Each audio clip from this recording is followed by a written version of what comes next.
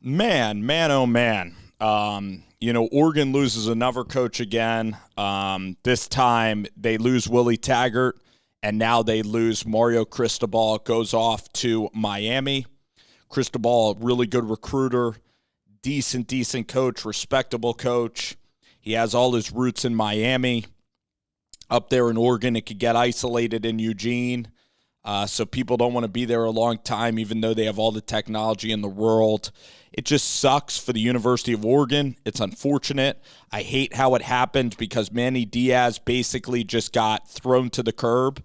He won a lot of his final games. He came on strong at the end of the season. And then Miami did him a complete disservice. If you're going to get rid of Manny Diaz, you do it earlier so that Manny Diaz has a chance to apply for other jobs because you're seeing all these vacancies get filled. Instead, Miami fires their AD, and then they leave Manny Diaz practically hanging on idle time while Mario Cristobal's making his recruiting rounds with the Oregon Ducks and holding Miami hostage in this case, and also holding Manny Diaz hostage. It's despicable what ended up happening between Mario and Miami to Manny Diaz in this case. And I guess you could say it's karma for Manny Diaz and Temple. I mean, that was as low as a low can get. That was Josh McDaniels level low.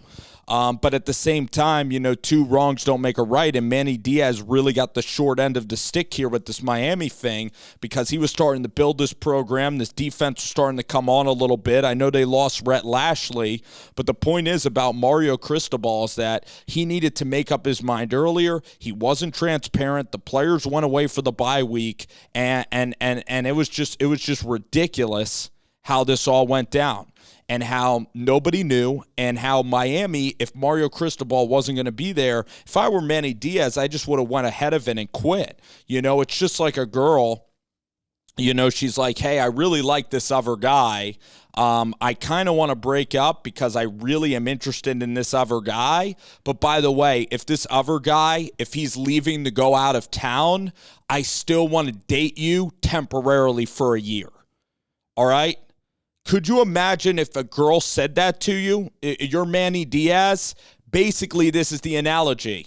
Your girlfriend says this after your relationship's better, after you're starting to move into a new house, after Manny Diaz wins some important games and is seconds away from winning against Florida State, and you finally have a new quarterback and you're finally trending well, and you go to Pittsburgh and win. You beat the conference champions. All right, you're at Miami, where the facilities are not great at all, where people are more interested in going to the boat show than they are the football game. Well, more people are interested in going fishing or whatever than going to the Hard Rock Miami Dolphins facility to watch a football game where it's 20% filled. This is the conversation that Manny Diaz in this analogy is having, all right? Imagine this, all right? Your girlfriend says to you, and you've been dating 2 years, and this is the love of your life, because Manny Diaz loved Miami. And your girlfriend, again, you're maybe looking for a long-term relationship after 2 years. She says to you, listen, I've found this other guy, and I'm not sure if he's going to end up, moving here or not, but I still like you. So, listen, I'm not really interested in the other guy. It's probably not going to happen. And then you're Manny Diaz. You're like, damn, that's weird. But I really love this girl, and I'm going to continue to see it through. I'll forgive the University of Miami in that case. But then what ends up happening is that you spend like another 6 months together, and it's weird.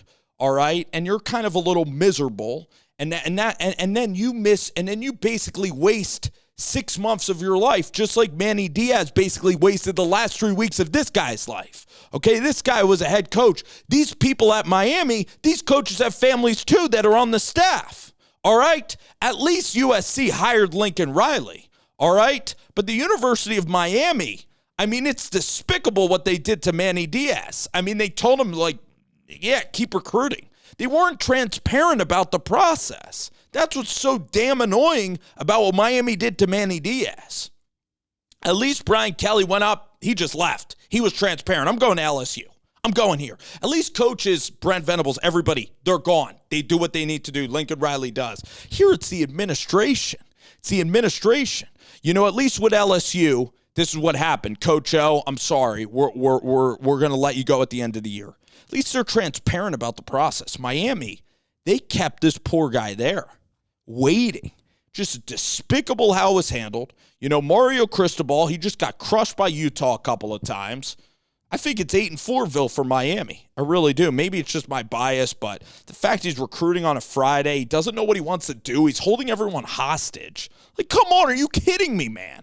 Are you kidding me? There's some journalists, by the way. There was a report yesterday that he was having a players-only meeting, and then Bruce Feldman said, no, the team's off. They're all in San Diego. There ain't no players-only meeting. So there were reporters yesterday that were scoffing at people for spreading the news that Mario Cristobal was going to go to Miami. There were reporters saying that's completely false. So it just is crazy what ended up happening here with this situation. It was so unnatural. It was so uncomfortable for every party involved. Firing ADs, moving pieces here, moving pieces there.